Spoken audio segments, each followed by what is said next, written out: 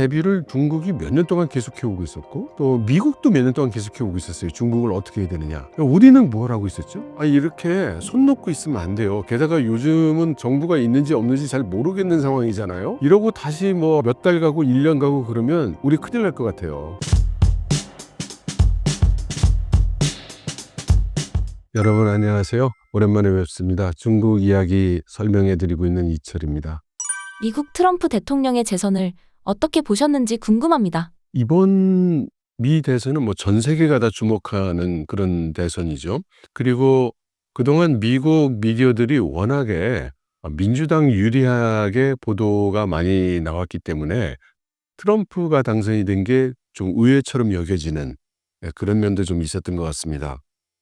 그리고 이제 중국이야말로 다음 대통령의 성향에 따라서 미중 관계가 결정이 되니까 정말로 그 긴장을 가지고 그렇게 쳐다봤고 또 대비도 이제 많이 해왔죠. 중국에서는 예를 들어 트럼프를 선호하는가 아니면 바이든이나 해리스를 선호하는가 뭐 이런 질문도 많이 받고요. 그런데 이제 중국의 입장은 둘 다 똑같다입니다. 그러니까 누가 되든 미국은 중국에게 결코 더 좋아지는 조건을 제시할 것 같지 않고 더 제재나 기술적 무역 압박을 더 할 것 같다 였기 때문에 사실 누가 되는가는 그렇게 그 관심이 없고 다만 양쪽 진영에서 대중 정책을 어떤 정책을 구체적으로 어떤 정책을 꺼내 놓을 것인가에 대한 관심이 많았죠. 트럼프가 지금 이야기하고 있는 관세 장벽은 사실 누구나 예상할 수 있었던 겁니다. 그런데 이제 트럼프가 얘기하듯이 60% 뭐 이런 숫자는 굉장히 충격적으로 다가오죠. 하지만 이제 중국도 그동안 가만히 있었던 게 아니에요. 그리고 대부분의 한국 분들이 생각하기에 트럼프가 주는 인상이 너무나 강렬하기 때문에 바이든이 중국에 대해서 제재해 온 거는 그렇게 크게 안 한 것처럼 느끼는 경향도 좀 있는 것 같아요. 근데 그렇지 않습니다. 중국 입장에서는 트럼프 시절에 당했던 압박보다는 바이든 시절에 당한 압박이 훨씬 더 강력했고 그리고 오히려 트럼프식의 압박이 오면 어쩌면 바이든 시절보다는 자기들한테 조금 더 유리할 수도 있다. 이제 이렇게 보는 경향마저 있습니다. 그러니까 트럼프식의 압박은 큰 소리를 뻥 치죠. 관세 60%. 그러면 이제 중국 측에서 내가 이렇게 사줄게. 뭐 식량 사줄게. 뭐 사줄게. 그러면 되지 않겠어? 말하자면 이런 식의 내고도 되고 딜도 되고. 그다음에 이제 그 트럼프를 만족시켜주는 방법을 중국 쪽에서 제시할 수도 있고 뭐 이제 그랬었죠. 근데 바이든 시절은 안 그랬죠. 바이든 시절은 잘 세밀하게 만들어진 그런 규제를 거미줄처럼 옥조오는 그런 스타일이었고 특히 트럼프 시절에는 그렇게까지 심하지 않았던 기술 제재를 반도체를 중심으로 해서 너무나 그 엄격히 정밀하게 조준해서 계속해서 압박해 왔기 때문에 중국 입장에서는 바이든식의 그 기술 제재는 정말 심하다. 그리고 또 한 가지 큰 전략적 의미가 뭐냐면 트럼프식의 무역 제재는 중국의 오늘을 제재하는 거예요. 내가 오늘 만든 제품에 대해서 제재하는 거예요. 그죠? 근데 바이든식의 기술 제재는 중국의 미래를 없애는 겁니다. 그렇기 때문에 발전 도상에 있는 중국, 그리고 발전의 속도가 빠른 중국 입장에서는 바이든 쪽이 훨씬 더 안 좋았죠. 바이든 행정부 내내 거의 뭐 한두 달에 한 건씩 그 제재를 발표를 했는데 이게 우리 사회에서는 그렇게 별로 신경을 쓰는 그런 뉴스가 아니다 보니까 "뭐 제재했는데?" 이런 질문이 성립하는 거죠. 그러면 사실은 그동안 했던 수많은 제재 중에 뭘 얘기를 해야 될까? 이런 상황이 인제 오게 돼요.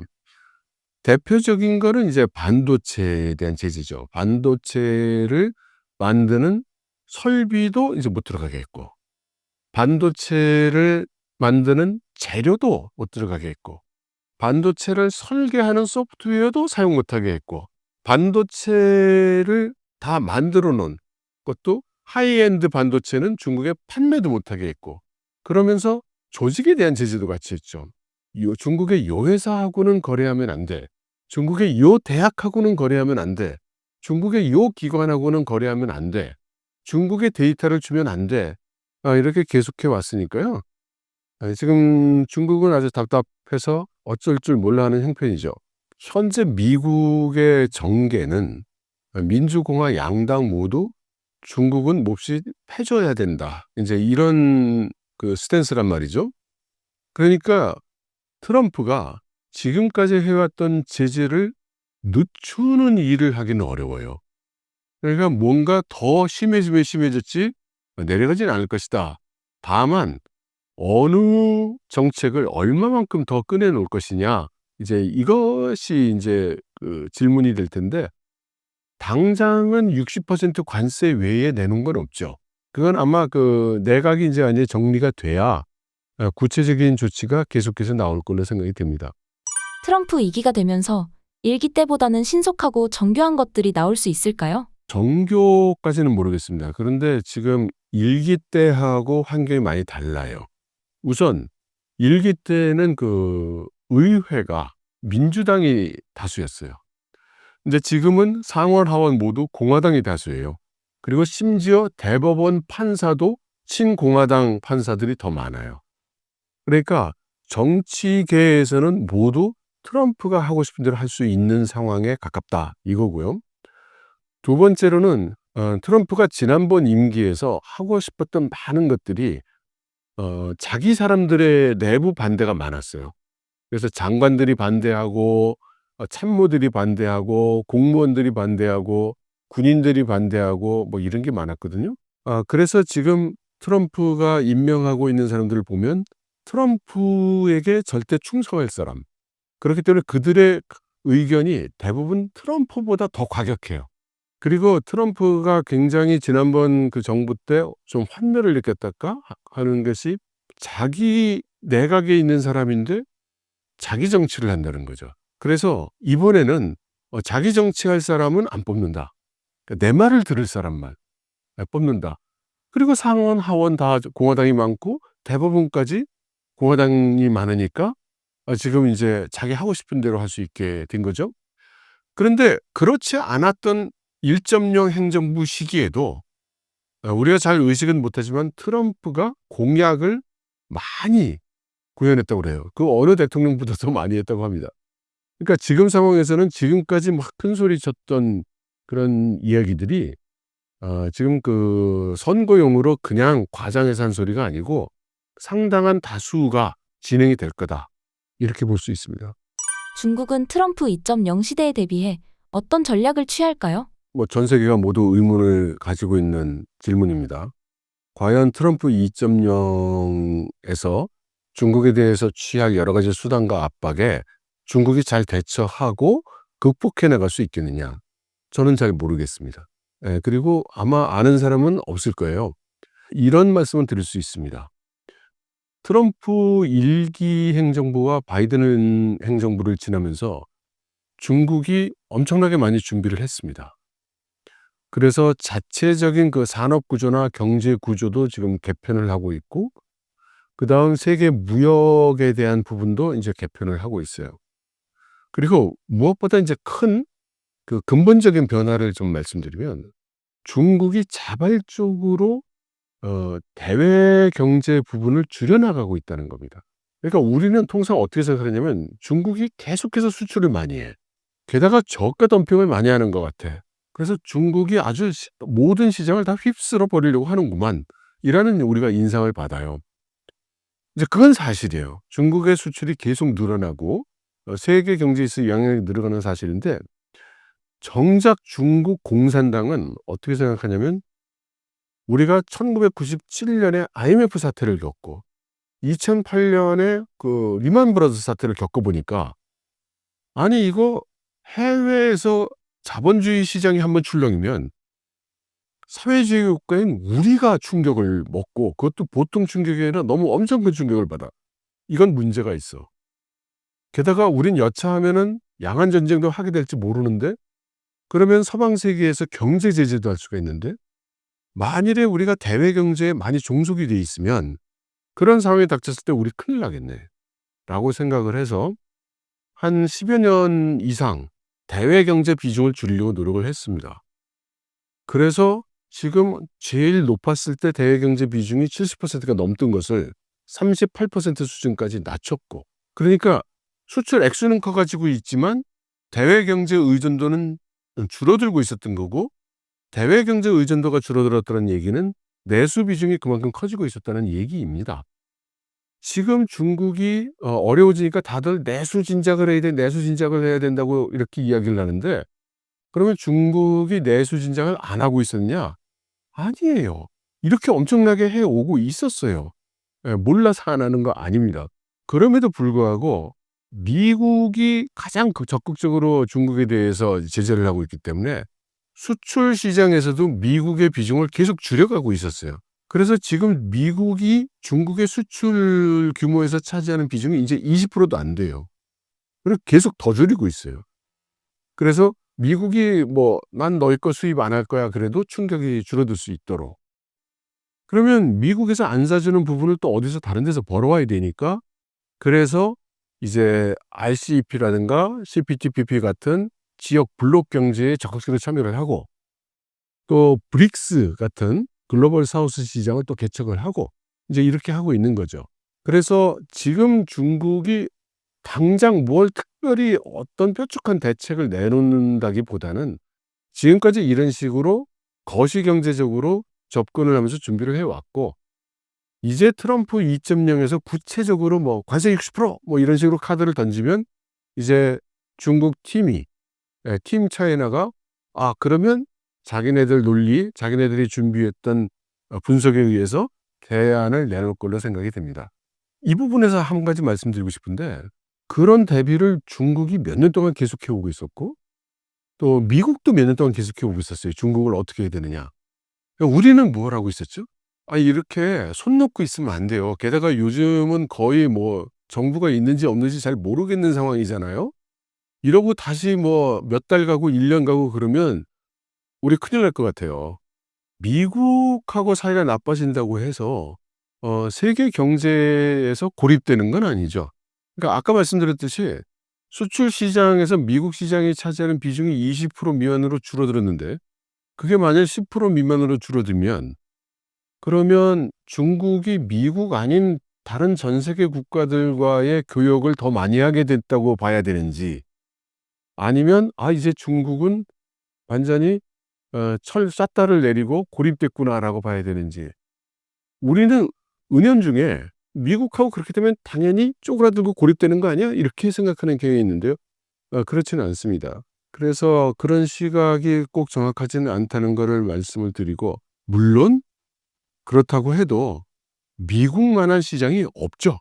예. 그리고 이제 미국 시장의 특징 중에 하나는, 미국은 돈도 있고 기술력도 좋기 때문에 미국에 팔 수 있는 제품은 기술도 좋고 가격도 좋고 가격이 좀 높아도 되고. 그런데 만일 중국이 미국 시장이 없기 때문에 아프리카, 중동 이런 데 가서 물건을 팔아야 되면, 그러면 고부가 가치 제품을 팔기는 어려운 거죠. 그러면 이게 중국 쪽에서 바라볼 때는 자기들이 원하는 방향이 절대 아닌 거죠. 그런 차이가 있죠.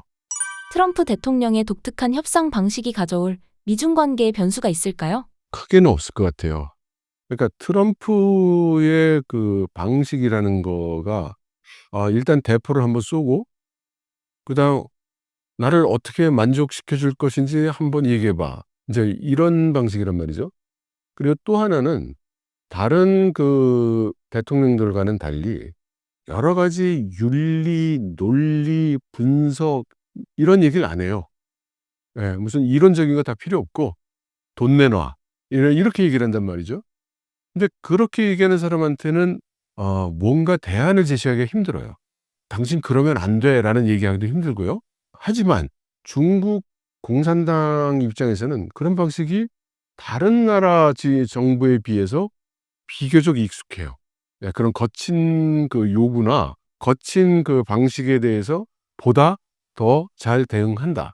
그래서 중국이 트럼프 방식에 따라서 막 흔들리거나 이제 그러지는 않을 것 같아요. 그렇다고 해서 중국이 쉽게 해결할 수 있다는 뜻은 아닙니다.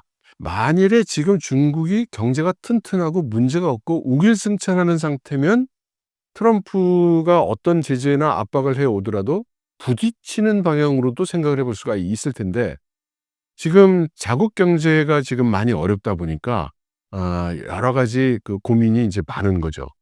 미중 간 긴장 속에서 중국은 대만 문제에 대해 어떤 시각을 갖고 있나요? 중국이 타이완을 통일하고자 하는 것에는 저는 전혀 의심이 없습니다. 그리고 실제로도 1년 중에 200일이 넘는 날 동안 중국이 항공기라든가 군함을 타이완 근처로 보내고 있고 이번 주에도 대규모 군함과 그 항공기를 보냈단 말이죠. 이번에는 그 특히 군함이 한 40척, 50척 여기에 그 해경의 순양함 같은 배가 한 30척 해서 거의 뭐 100여 척이 지금 타이완 근처 해역을 지금 돌아다니고 있어요. 이런 상황에서 중국이 타이완에 대해서 무력 공격할 그런 의도가 없을 것으로 생각하는 것이 오히려 더 이상할 겁니다. 그리고 여러분들께 지금 말씀드리고 싶은 게 우리 아무도 윤석열 대통령이 계엄 내릴 거라고 생각 안 했잖아요. 나오잖아요. 지금 그 양안 전쟁의 발발 가능성에 대해서 굉장히 그 낮게 평가하고 계시는 분들은 그분들이 그렇게 생각하시는 충분한 이유가 있을 텐데 결코 그 가능성을 배제하면 안 된다. 그리고 중국이 타이완을 통일하고자 하는 그 의지에 대해서는 일단 타이완 사람들이 의심을 안 하고 미국인들도 의심을 안 하고 일본인들도 의심을 안 해요. 의심을 많이 하는 게 우리 한국 사람인 것 같습니다. 그리고 저는 그게 우리 북한과의 대치 상황 때문에 이미 익숙해져 버려서 그까짓 거 뭐 이런 식으로 생각을 하는 게 아닌가. 근데 결코 그 가벼운 상황이 아니다라고 말씀드리겠습니다. 지금 1999년 말에 대만 통일에 대한 기본 방침을 정한 후에 지금 25년간에 걸쳐서 그 준비를 해오고 있는 거거든요. 그러니까 어떤 준비? 요런 준비. 이렇게 대답을 할 수는 없을 것 같아요. 그리고 그동안 이 얘기가 수면에 떠오르지 않은 거는 그동안에는 아직 가시권에 있지 않기 때문에 그런 것이고 지금 자꾸 양안 관계가 이야기되고 있는 것은 이제 중국 입장에서 볼 때 가시권 내에 들어왔기 때문입니다. 일단 타이완 입장에서는 독자적인 해결이 불가능하죠. 워낙 그 국방력 차이가 크고 영향력 차이가 크다 보니까 이제 그렇게 할 수가 없는 거고 그게 지금 타이완의 이 문제예요. 그럼 미국의 경우는 어떻게 할 거냐. 지금 여러 가지로 이제 부심을 하고 있는데 근데 미국 같은 경우에는 힘이 있고 아직 국력이 중국보다 훨씬 더 세고 군사력도 중국보다 훨씬 더 세고 그러니까 뭔가 조치를 취해야 된다. 라고들 다 이야기를 하고 있고 그러니까 모두 중국을 억제해야 된다고 이제 그렇게 이야기를 하고 있죠. 이 과정에서 이제 가장 듣기 거북한 표현이지만 똥줄이 탄다고 할까? 뭐 이제 그런 사람들이 미군입니다. 왜냐하면은 지금 인민해방군은 계속해서 군함도 찍어내고 탱크도 찍어내고 스텔스 전투기도 찍어내고 전략 폭격기도 찍어내고 계속 신무기도 개발하고 이러고 있는데 미국은 뭐 좀 하나 하려고 그러면 이번에도 그 신형 폭격기 언제 나올지 모르잖아요. 굉장히 좋은데 최첨단이고 엄청난 기능을 가지고 있지만 언제 나올지 잘 모르겠다. 그리고 기존 군함을 정비를 하려고 했더니 정비에도 뭐 몇 년씩 걸리고 새 군함 만들려고 그랬더니 그것도 언제 나올지 모르고 이 상황에 지금 미군은 답답한 거죠. 그래서 미군은 그 두 가지를 다 추진하는 것 같아요. 하나는 중장기적으로 중국을 군사적으로 완전히 압도할 수 있을 만한 군사력을 만들어가는 것이 한 축이고 그다음에 하나는 단기적으로는 중국이 도발하면 차라리 빨리 싸우는 게 나을 것 같다. 중국 쪽 힘이 더 커지기 전에. 그래 보여요. 중국의 옛날에 국민당과 공산당이 소위 국공내전을 벌일 때 압도적인 병력을 가지고 있던 국민당 부대한테 쫓겨서 공산당 부대가 소위 연안장정이라는 걸 했죠. 그렇게 해서 쫓기고 도망가고 도망가서 연안에 도착했을 때 뭐 한 2천여 명 정도 남았다고 그래요. 그 촌에 한 2천 명 있는 거. 그거 뭐 별거 아니니까 놔둔 결과 지금 중국 대륙을 중국 공산당이 지배하고 있죠. 지금 그 타이완이라는 섬과 타이완이 보여주고 있는 번영, 타이완이 가지고 있는 이데올로기, 이것은 중국 입장에서 볼 땐 신복지환이라고 할 수 있고, 그리고 생각을 해보세요. 중국은 일당 전제 국가이기 때문에 매사 모든 일을 중장기적으로 생각합니다. 21세기가 끝났을 때 여러 가지 고난과 역경을 딛고 통일이 된 중국과, 그래 니들끼리는 니들끼리 살아봐, 그리고 나도 놔둔 중국하고를 바라봤을 때 입장을 바꿔서 우리가 중국의 최고 지도자라면 어느 쪽을 선택할 것 같습니까? 중국은 왜 타이완을 합병하려고 합니까? 힘들게, 돈도 들게, 경제적 피해도 있을 텐데, 라는 거는 이제 그 우리식 사고방식이고요. 중국 사람한테 물어보면 안 할 이유를 찾지 못하겠다, 이렇게 대답할걸요. 대만 반도체 기업인 TSMC의 전략적 중요성은 미중 갈등 속에서 어떤 의미인가요? 만일에 중국이 대만을 완전히 점령해서 통합을 하고, 그래서 TSMC 공장이 이제 중국 영토 안에서 중국의 완전한 통제를 받는다면 거기서 생산을 할 수 있을까요? 그 생산에 사용되는 모든 소프트웨어, 모든 설비, 대부분의 자재가 이제 서방 제품이고, 예를 들어서 설비 같은 경우도 패스코드 안 넣어주면 다 그 사용 불능이 되는데, 그게 그렇게 될 수 있을까요? 역설적으로 얘기해서 중국이 미국한테 이럴 거예요. TSMC 주면 그럼 우리가 대만 가져가도 돼? 그럼 줄게. 가져가 TSMC. 난 뭐 별로 상관없어. 그럴걸요? 중국과 러시아가 미국의 압박에 대응해 협력을 강화한다는 관측에 대해 어떻게 생각하시나요? 러시아와 중국이 전략적으로 동보하고 있는 것은 뭐 사실이겠죠. 그리고 지금 러시아가 우크라이나 전쟁 중인데, 이로 인해서 그 필요한 많은 물자들을 이제 중국 쪽에서 이제 제공을 하고 있어서 러시아 입장에서는 이제 중국의 지원이 절실하죠.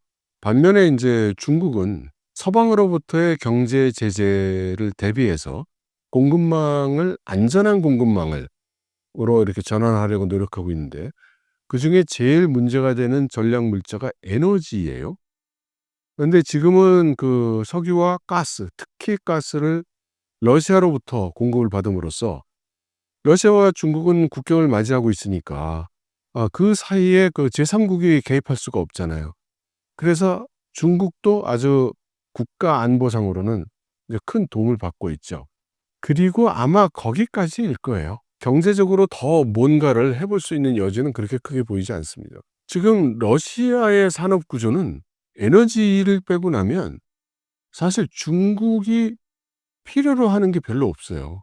근데 러시아 입장에서는 많은 물자들이 자국 내에서 생산이 안 되기 때문에 가져와야 되는데, 바깥에서 지금 서방의 제재를 받고 있는 상황이기도 하고, 설사 서방의 제재를 받지 않는다 하더라도 딱 붙어 있는 중국이 세계의 공장이라는 소리를 듣고 있는, 없는 것 없이 다 만드는, 그것도 아주 싼 값으로 만드는 그런 데가 있는데 왜 거기서 수입을 하지 않겠어요? 단지 그거를 중국에서 많이 사온다고 해서 중국이 특별히 좋고 예뻐서 거기서 많이 사오느냐? 그렇게 보기는 좀 어렵지 않아요? 미국에서도 계속 고민하고 있는 문제 중에 하나입니다. 미국 의회에서 미국 군대에 대한 청문회 같은 거 할 때 보면 자주 등장하는 문제가, 중국과 러시아가 동맹을 맺고 미국과 전쟁을 할 경우에 그 전쟁을 승리할 수 있는가? 뭐 이런 얘기를 많이 해요. 그래서 미군의 대답은 여태까지 다 똑같습니다. 중국하고 미국하고 싸우면 미국이 이긴다. 러시아하고 미국이 싸우면 미국이 이긴다. 러시아와 중국이 동맹을 맺고 같이 붙으면 잘 모르겠다, 이런 겁니다. 그러면 러시아와 중국의 동맹 가능성에, 군사적 동맹 가능성에 우리가 신경을 써야 되는 거 아니냐? 씁니다. 그리고 아직 러시아가 지금 그 우크라이나 전쟁을 하고 있는 한은 지금 뭐 다른 전쟁을 할 그런 여력이 없죠. 대만 문제에서 한국도 자유로울 수 없는데요. 우리에겐 어떤 준비와 전략이 필요할까요? 만일에 프랑스가 똑같은 입장에 있다면 프랑스는 어떻게 했을까요? 그럼 나라를 바꿔서 영국이 이런 입장에 있다면 영국은 어떻게 했을까요? 제가 왜 이렇게 말씀을 드리냐면 한국이 경제 규모도 지금 말씀드린 영국이나 프랑스, 이탈리아 수준이 됐어요. 군사력 수준은 그 국가들보다 더 강한 국가가 됐죠. 문화적으로도 케이팝, K컬처가 전 세계를 주름잡고 있습니다. 그런데 정치적으로, 국제 외교적으로, 지정학적으로 이 상황 이야기가 흘러가면 갑자기 우글쭈글한 약소 국가의 이야기들을 다 해요. 저는 잘 이해가 안 돼요. 우리는 어떻게 하면 좋은가요? 아유, 강대국에 둘러싸여서 우리 어쩌면 좋아? 그거 1960년도에는 그렇게 얘기해도 될 것 같은데 지금 2024년에 와서 한국이 그런 식으로 얘기해서는 안 된다고 생각합니다. 지금 우리가 그렇게 오그라진 이야기를 할 때가 아니고요.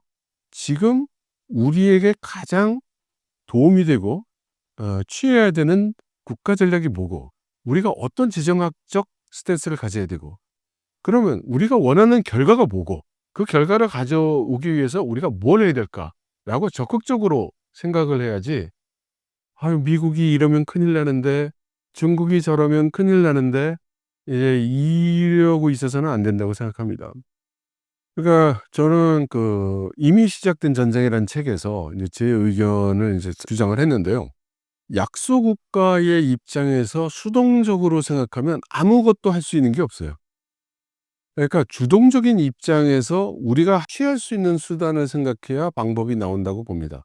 예를 들어 그래서는 안 되겠지만 우리가 북한을 공격한다고 한번 생각해 보세요. 만일에 그러면 중국이 그럼 너희들끼리 싸워. 나하고는 상관이 없네? 라고 할까요? 그러면 중국이 한반도에서 난 전쟁에 참전을 해야 될까요? 중국 입장에서. 만일에 참전을 한다면 한국 전쟁에 참전하면서 동시에 타이완을 공격할 수 있을까요? 불가능하겠죠? 네. 그것은 다시 말하면 우리나라가 중국이 타이완을 공격하지 못하도록 하는 수단을 가지고 있다는 얘기예요. 그러니까 적극적으로 해석을 해야 무슨 방법이 생기지 약소국의 입장에서 걱정하는 소리만 하면 방법이라는 게 나올 수 없습니다. 그러면 이런 상황도 생길 수가 있죠. 우리가 꼭 북한을 공격한다는 게 아니라 근데 북한하고는 거의 언제 싸워도 이상하지 않는 그런 국면이다 보니 우리가 중국한테 이렇게 얘기할 수도 있죠. 중국, 만일에 타이완을 공격하면 우리 북한 공격해 버릴 거야. 그렇게 얘기하면 중국이 고민이 많아지겠죠?